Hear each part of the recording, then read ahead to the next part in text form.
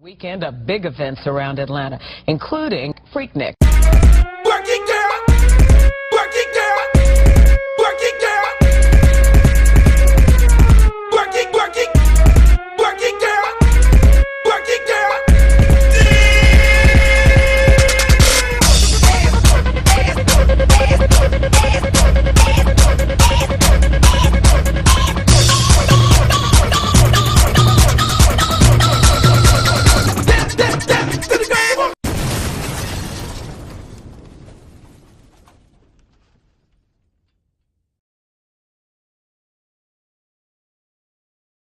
From my recollection, Freaknik started as a promotion from some college kid. This is to my knowledge, and there are 1,000 myths out there. My brothers were in college in the 80s, and from their point of view, Freaknik started out as a college party and what we call grant party. And it just kept growing. It was about black colleges getting together and just enjoying their time in Atlanta, period. Towards the end of the school year, everybody was ready to just let it go.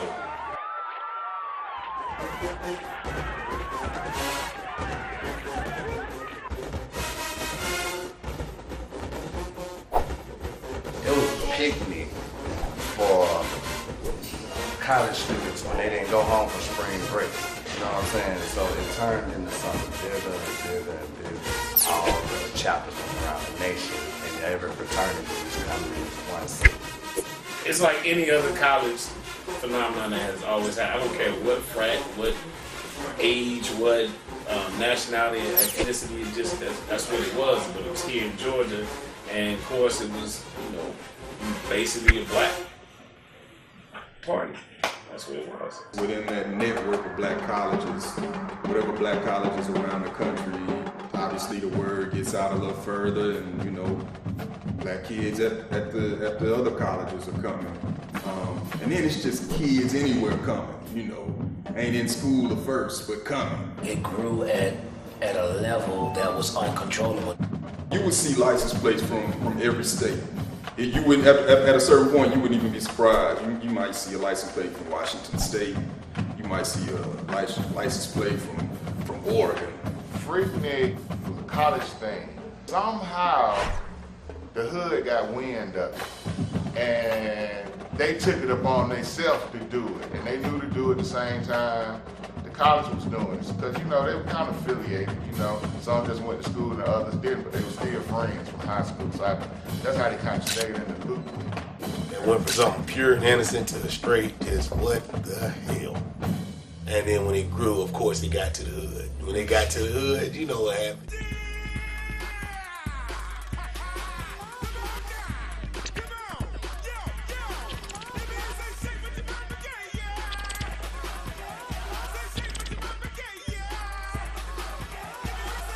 All out party, man. It's just the energy. Freaknik energy was crazy. You gotta remember, at that time, the soundtrack of Atlanta is bass music, the up tempo, and that's what everybody was on. The girls are dancing, always dancing, everywhere they dance, on top of cars, on top of whatever they could stand on, wherever they was at.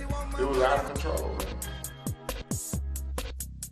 man. 93 is really the year that made it legendary. So if you hadn't been, you had heard enough stories by the time the next one came around that you had already formed in your mind what it was going to be like, right? It was as advertised. Not only was it word of mouth through the streets, it was word of mouth through the college. So every black college, everywhere, was coming here to be part of this, because this was like the big college black festival that they was having. The hood felt the same way. And it was like the hood and the colleges threw it together. They were doing it together. It just was to the millionth power, It gave people from New York and Chicago and LA the chance to see some country ass. Cause we country as hell. We do country shit. And I'm the first to say it. It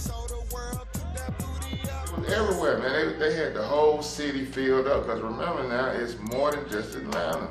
That's what I'm really trying to get y'all to see. How big this is. We have packed the city just coming out ourselves. It's the whole, everybody coming out. But you're talking about everybody from all these other states, even bigger cities, coming here along with us. Alabama, South Carolina, everybody was around us. It went as far as Detroit.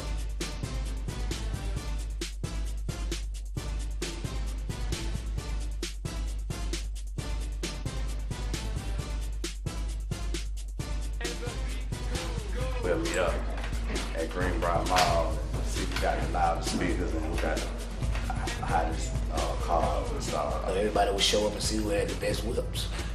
You know, and during that time, when they're showing, you know what I'm saying, kind of wheels and what kind of cars they chopping off, and very cats from Miami coming up here with all kind of, you know, donks and shit, you know.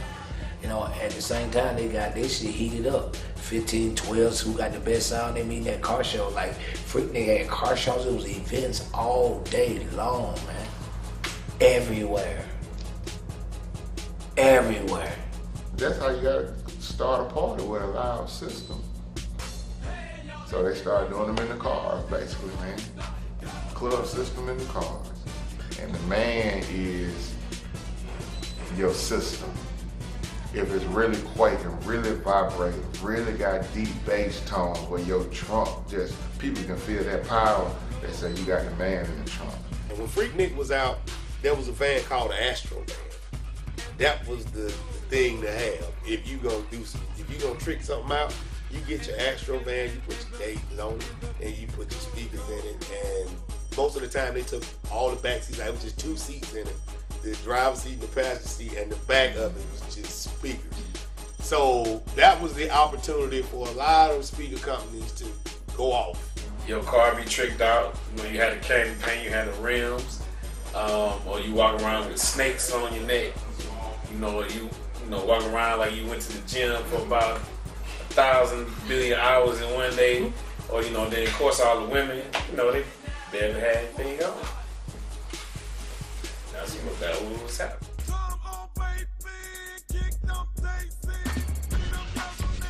Girls are really taking that freak thing for real, as far as just presentation.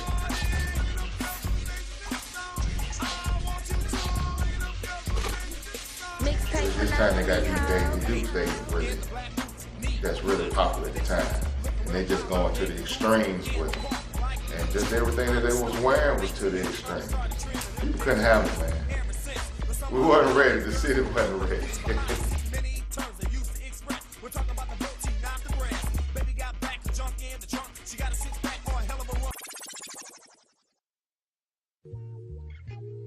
Yes, sir. Skin all day. I mean, you gotta look at it like Lil' Kim was the first person to put Freaknik in a song. And what did Lil' Kim, you know, symbolize back then? You know, skin. Skin is in. She's proud of herself. I don't know if she got it from being around Freaknik or Freaknik got it from her. It was one of the two. You know, it's a perfect balance there. So skin was in. So being a female, the more skin you show, the more attention you got. Check.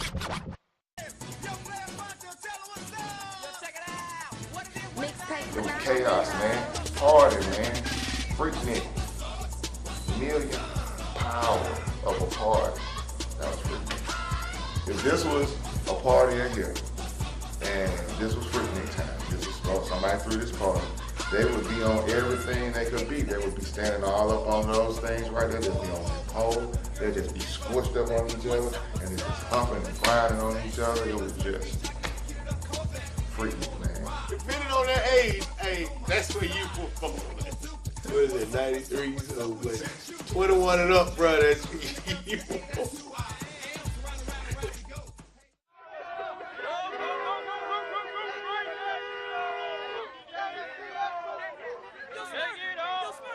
Freaknik is party. Freaknik is party times 10. And so you got Freaknik in a club.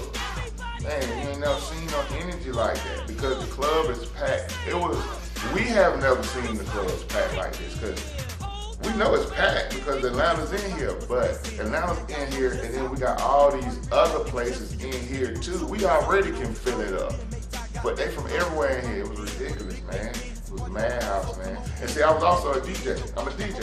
So not only do I have music that's out during this time, I'm also DJing in these clubs that are the main spots that everybody's going to at the time. 559 was a big club during Freaknik. I was the DJ at 559. Club Cassettes was a huge club during Freaknik. I was the DJ at Club Cassettes. So every time Freaknik hit, whatever the main hood street club was, I was playing there.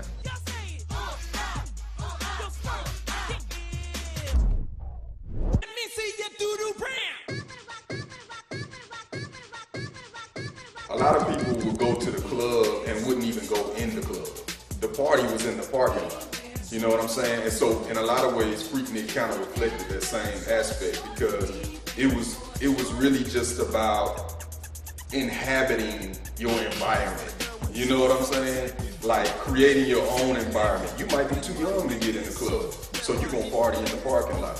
You know, you're gonna ride by, you really in high school, but you're gonna ride by with your friend and y'all gonna act like y'all supposed to be out there.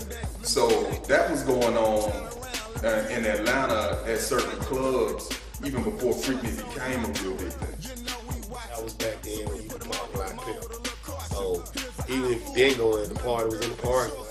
There was so many people, man, where they can't really move. Freaknik was like that. And then outside, it's a party for people who can't get in. Whatever parking lot was around the club during Freaknik, they were packed too. People was out there. Remember now, cars are, systems are everywhere. That's big.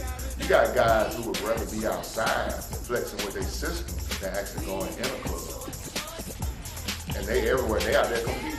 So it's a car show outside while the club scene is going down inside at the same time.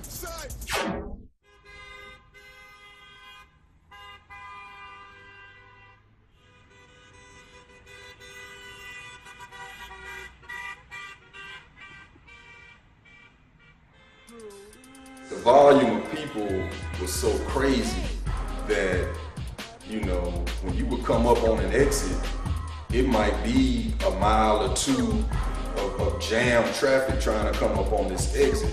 So, hey, people would just make it a party right there. People start getting off on the highway, yeah, you know what I'm saying? Get crunk, you know what I mean?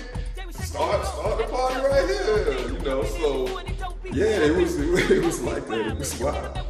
You take the biggest companies in the world, the Walmarts now, the Dillards, the Richards, the JCPenney's, and they all had problems Freaknik weekend because their trucks were stuck in traffic. Now, I don't know where you from or who was out there, but take your biggest highway and shut it down, and everybody's walking on it like it's a parking lot.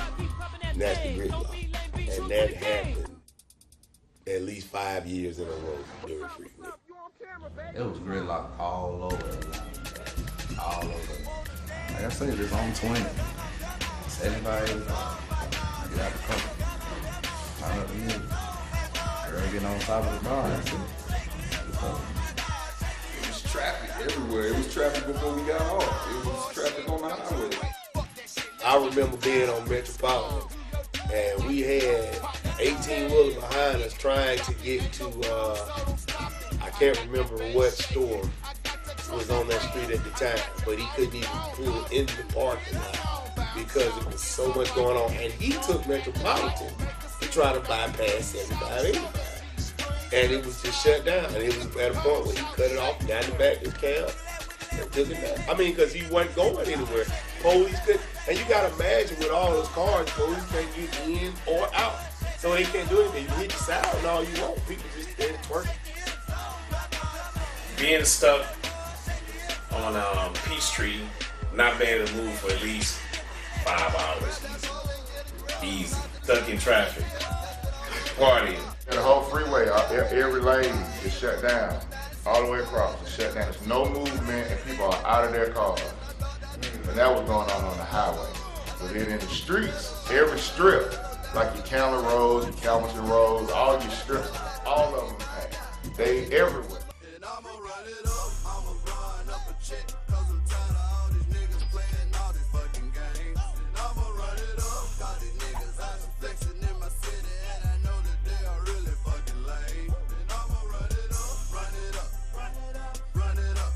Freaknik just helped Atlanta, and hip hop just rise together. You know what I'm saying? So Atlanta, before Freaknik was just Atlanta, you know what I'm saying? They wasn't really fucking with us on the hip hop like that back in the day. You know what I mean? Artists that were able to kind of like really make their music, their identity kind of mesh with Atlanta. Obviously, Outkast, you know, they were able to just really kind of take off.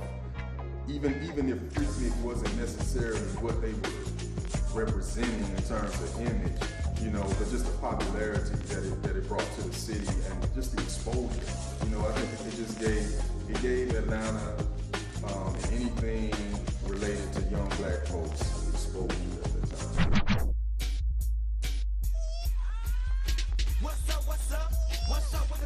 Freaknik was a big part of us into mainstream because I think, if I'm not mistaken, Bankhead Bounce by Diamond and D-Rock came from that era. And that was I remember being young, because you know me and D-Rock very close. And I remember being young seeing D-Rock hit BET, What's Up with the Bankhead Bounce? And I said, we made it. With that, it gave more and more people opportunities from Atlanta to go in music. What it became, it was art from everywhere at one time. All of our future minds, you know what I'm saying? Our next presidents, our next politicians, our next whatever, our next criminals or whatever. They would come and meet right here at spring break. Freaknik was an outlet, and it's just that it happened to be in Georgia, and at the time it happened to be Georgia had all these different artists that's really developing at that time. Nobody knew what we were just out. We have a blueprint. We were just out here doing stuff. Freaknik gave Atlanta national exposure on the underground circuit, you know, through just word of mouth. Freaknik definitely put Atlanta on the map, because once everybody came down here from everywhere, they got to see how Atlanta do it. People coming from around the world, and they got a chance to see the culture. We have a culture that we grew up on. It's called bass music. It's between Georgia, Florida, and parts of Alabama. Nobody knew about bass music but us until Freaknik came around. And then you riding down the street and you see some country joker riding this Cadillac, trunk rattling, but it's some up-tempo banging, you know, something banging. And you like, what is going on? And I think that helped us out tremendously.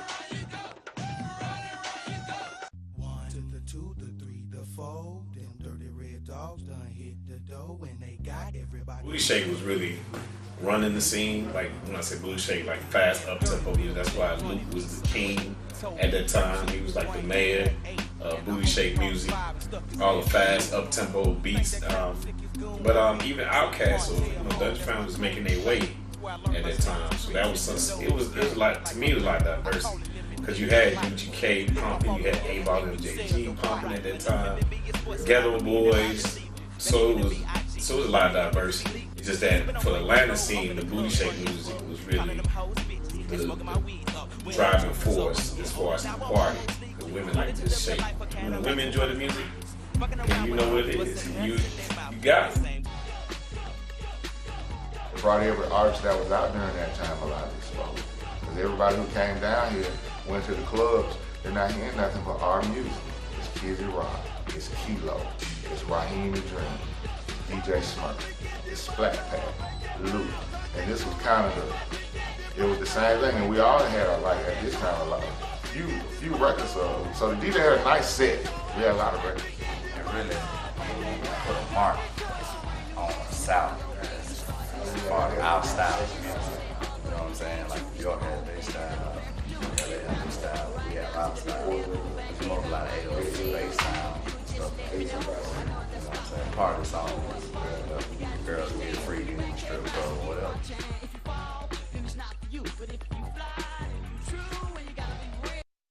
Well, I guess to drop this shit fire about all this bullshit. At the time of Freaknik, I was one of the hottest artists in the city of Atlanta.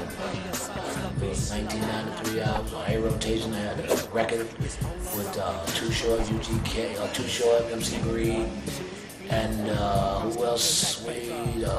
Eric Sermon. So I didn't have to promote shit. It was, people was checking for me back, I was doing shows. So I was making my rounds throughout the South.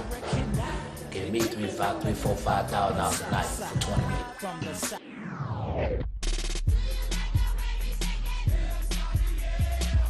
My music was out during Freaknik, and Freaknik was big on bass music, so that's really how I got a lot of exposure. And I had some hot records out at that time. So I had like Yeah, Shawty, Yeah, Can't Stop the Rock, What the Fuck Going On in This Lame Ass Club. I mean, I had several out there, and by that time I had an album out by like 95.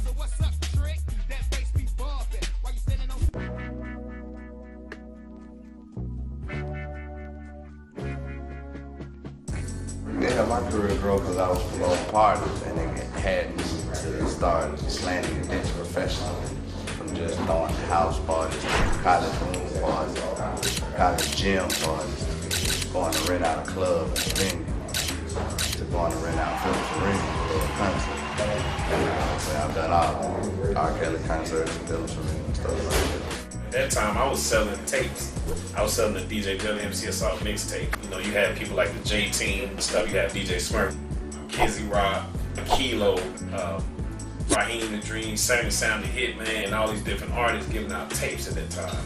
Outkast, so Jermaine Dupri. Everybody was just always in the streets promoting all of this. You had that going on.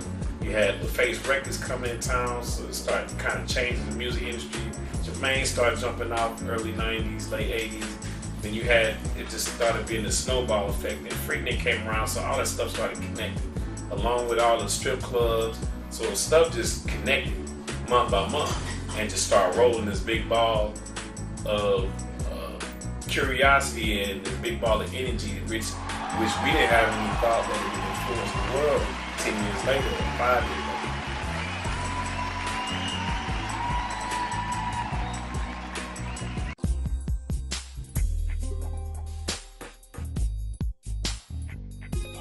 I think just being from Atlanta after then, you had a certain cachet. You know what I'm saying? Because Atlanta just had hella cool points from Freaknik at that point. So being from Atlanta all of a sudden was not a minus the way it might have been 5, 10 years earlier to cities that were more established, your New York hip hop cities or West Coast. I forgot one of the biggest people that benefited from Freaknik, Lil Jon and the East Side. Yeah!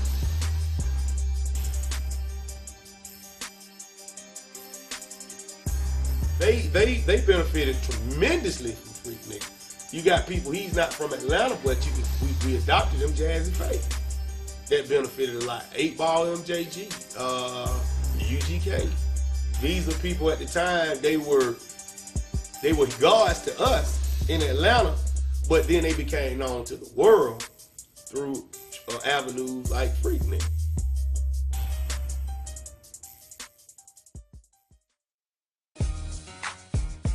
Freaknik really put Atlanta on the map.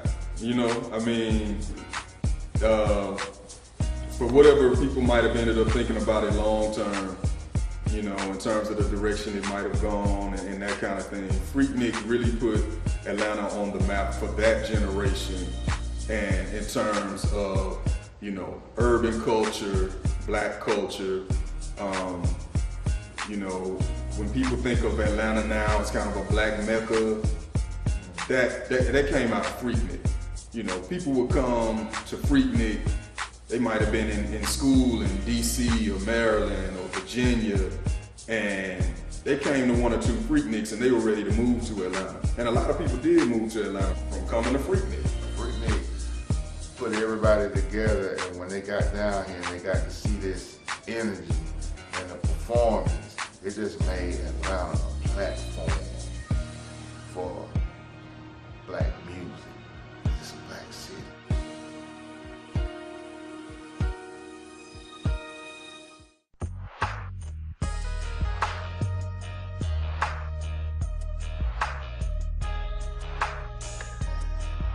It brought a lot of money to the city, It really did. Like mom and pops would sit on the side of the road and sell hot dogs. Not in the heart of Atlanta, but on the outskirts of Atlanta. bunch of traffic, so you might see Uncle and Auntie sitting on the side with a table and chill. They done made us some money selling reels and shit.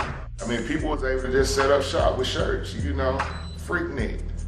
And you could sell out. Everybody wanted something that said Freaknik on it. Merchandising was huge. Either you found out who the freak deep inside you, or you found out, hey, this is a place to make money. And it was no in between. Either you went out and you just became the freakiest son of a bitch it was, or you became a mogul in whatever you did, you know, and that's from streets to business, anywhere, you know, that's what Freaknik brought. Like, it gave us the chance to say, oh, we can make an impact.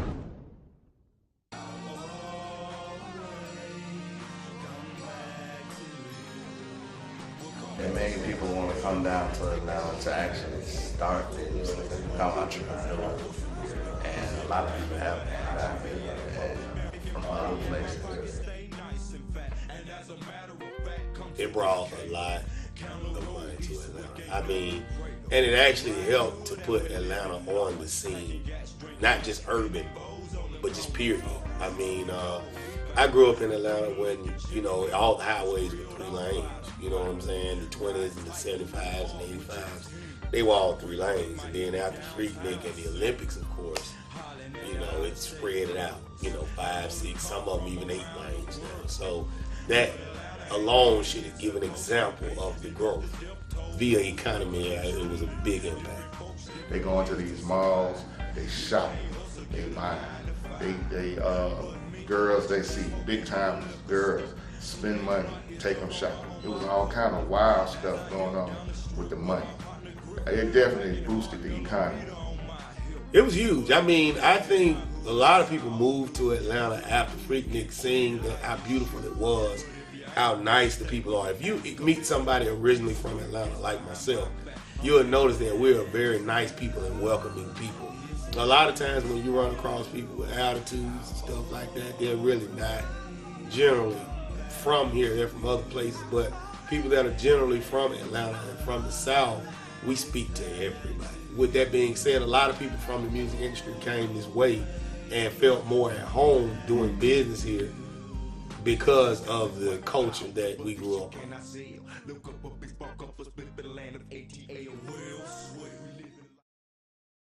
Where are you from?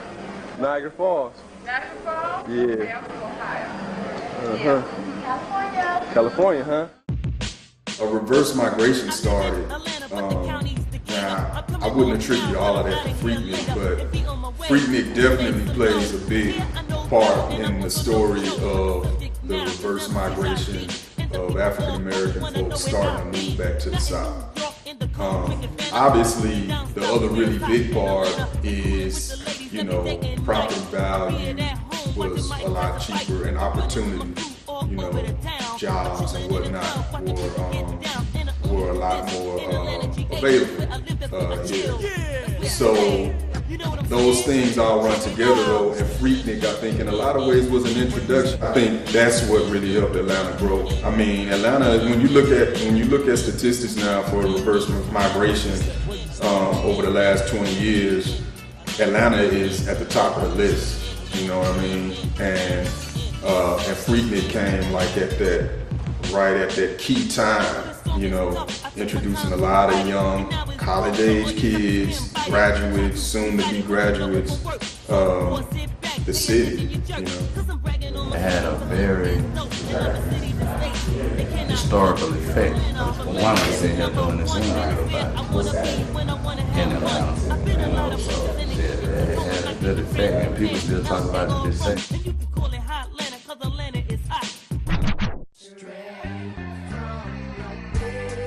A lot of people didn't take Atlanta seriously before Freaknik until they came and they saw, you know, that there is a culture.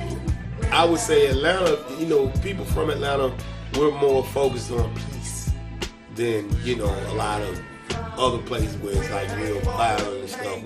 We're violent now, but for the most part, we get along. A lot of places you go, the north side don't like the south side, or the east side don't like the west side. You just can't go different places. When you come to Atlanta, especially back before it is what it is now, A-Town down, Peace police up. Before it was that, it was just peaceful. I mean, if you were from the north side, you come party with people on the south side. I think it gave young people in that era a sense of freedom. You know, hip hop has that kind of attitude. Anything is achievable. We're gonna do what we want to do, and we already knew we were from Atlanta. We already knew we were from a city that had its legacy of MLK and the civil rights movement. You know what I mean? So we already had a sense of empowerment from that. I think Freaknik, you know, for all of the craziness that it was, I think it also gave you a sense of freedom that you could carry over into other aspects of your life. You know what I mean? Like, it just felt like Atlanta was a city where if you were young, this was where you could pop off.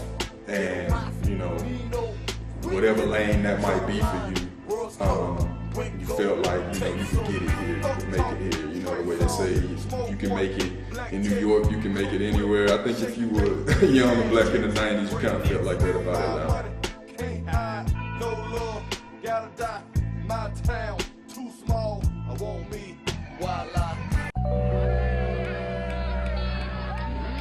Freaknik was unwieldy. You know, you couldn't really contain it. You know what I mean? And so once it got to that point where it was infringing on everybody regardless, I mean, that in a lot of ways that made it bigger. You know, that made it more popular. You know, kids were like, man, you gotta make Freaknik. You know, it just became one of those must-attend events. It got too big. It got dangerous. I mean, it went from what it started was with colleges. And when it got to the hood, it became more and more dangerous. More rape cases, more murders, more robberies, more stuff like that. It just became dangerous. It was like a bubble that was just waiting to burst, and it burst. And when it was starting to fall, and it started actually raping the girls who was getting on top of the cars, getting naked and stuff, and snatching them off the cars and actually started raping them. So that really stopped it. Just too much crime started happening. I mean, I enjoyed it from the perspective of college kids coming from different parts of the country, all coming here, promote, you know, networking and whatnot. But I think to a certain degree, it really had gotten out of order when it came to the way that, you know, these guys you just could run up to an innocent woman and do the things that they would do to them, you know? I don't have a cape, top hat, and cane. I ain't saving shit but a big old bank of money. But you know, right is right and wrong is wrong. You know, you gotta have a little more respect for the ladies. And what if you run up on somebody's woman just because she dressed hot? You know what I'm saying? And this is married man, woman, you grabbing her ass and grabbing the titties, and grabbing the weave and pulling off a wig, you know, could cause some problems. And it just had really got out of order. You got all these people from all these other states, all these girls from other states. They come to Atlanta, they turning up on a whole nother level because they in Atlanta. And we couldn't, I think a lot of the guys that was seeing what was going on was getting caught up. Girls was getting caught up because you got the big time drug dealers from everywhere. The Detroit cats coming down, every St. Louis, they all coming down and they are stunning. They driving stuff we ain't even really seen yet, you know? So it kind of corrupted, you know, the mindset. We lost focus. Like I said, it brought a lot of money to the city. Brought a lot of crime too, so they had to shut it down. I think 96 was probably the last gridlock. After that, 98 police wouldn't let you stop. You got to keep going. They blocked all the exits on the highway where you couldn't get off. Shut Freaknik down by when the mayor, Bill Campbell, started blocking off exits to popular streets that led to events. So you had guys who had after parties and different little events going on for Freaknik, but people couldn't get there because you couldn't get off the exit. Now, if you was from Atlanta, you knew how to take the back road. But that big crowd that was coming from everywhere else, they just ride. You got these people on the highway all the way past all the events, and then you let them off once it's way away from it. And that's the system they set up, and that hurt. Police won't let them off. They block all of the exits out. if you remember that, you know, most of the interstates in the United States are built on an Eisenhower system, which is a military system that was set up by a general of the United States of America, so they can control what goes in and out of any city in America. So what they did, they strategically set up where the college kids could get on in certain places, but they couldn't get off, so they end up like spending 8 to 12 hours on the interstate. As they started, you know, trying to corral Freaknik and using their police tactics and rerouting traffic and really sending people into loops. You know, that's basically what they would do, is they would send you in loop. Traffic was a disaster. That's why the city had to get involved, and they did what they did to try to detour it. Once you start going around the same block over and over again and seeing the same people, it wasn't fun anymore. And then, you know, they would direct you straight onto the highway or something like that. I love Freaknik. I think it brought a lot of money to the city. But once the city became opposed to it, and you know, the college kids said, fuck it, we still coming, you just gotta know that that's probably why it no longer exists.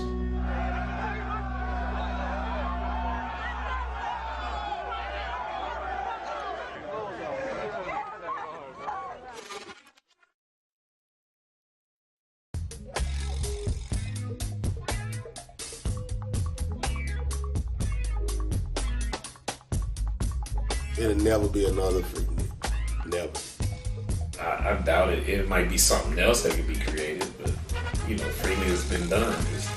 It's a wrap. It's been done. The way the generation is now is too wild. You can't even put that many together like that. They're bound to act crazy. It can happen, but you have to change the name.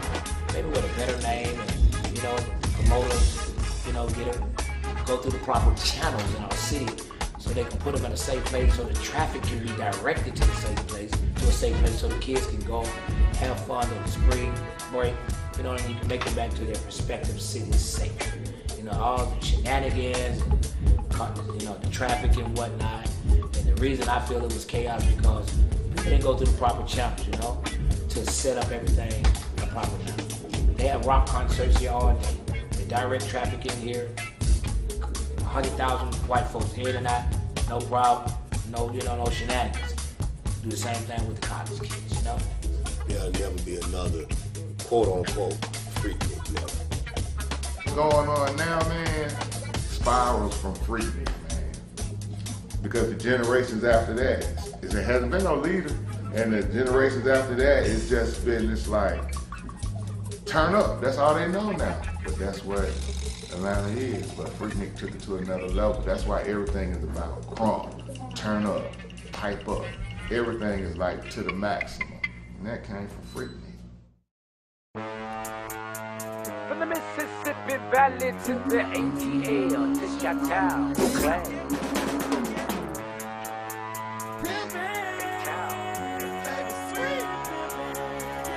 I woke up feeling like a drug dealer.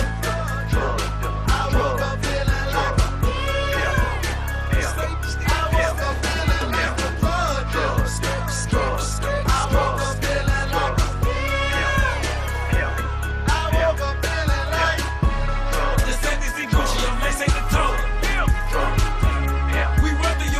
smashing your problems.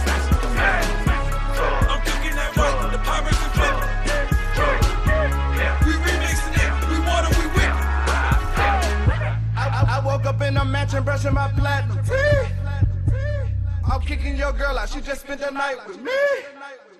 I load up the work, no stop, straight to the trap. Once you buy the shit, it's yours, get no money back.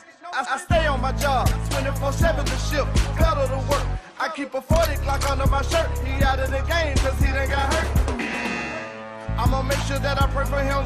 I go to church. We trapping and rapping, you rob. You would get mad like a drug dealer. I woke up feeling like a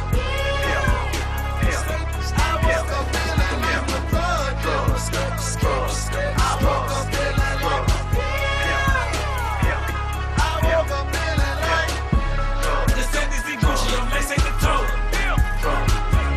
We run through your shit, we smashing your problems. I'm cooking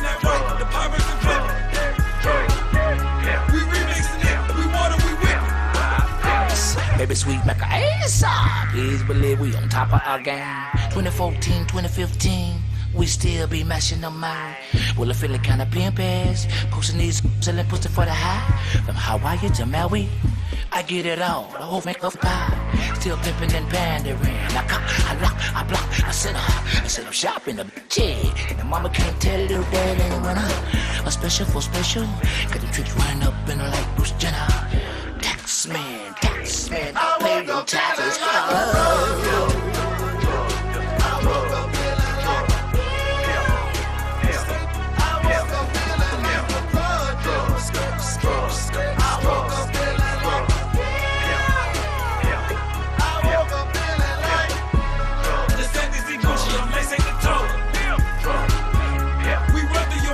Smashing your bones.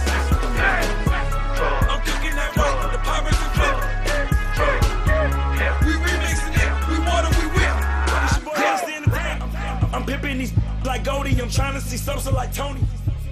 You say you the plug, but you really be faking, you phony.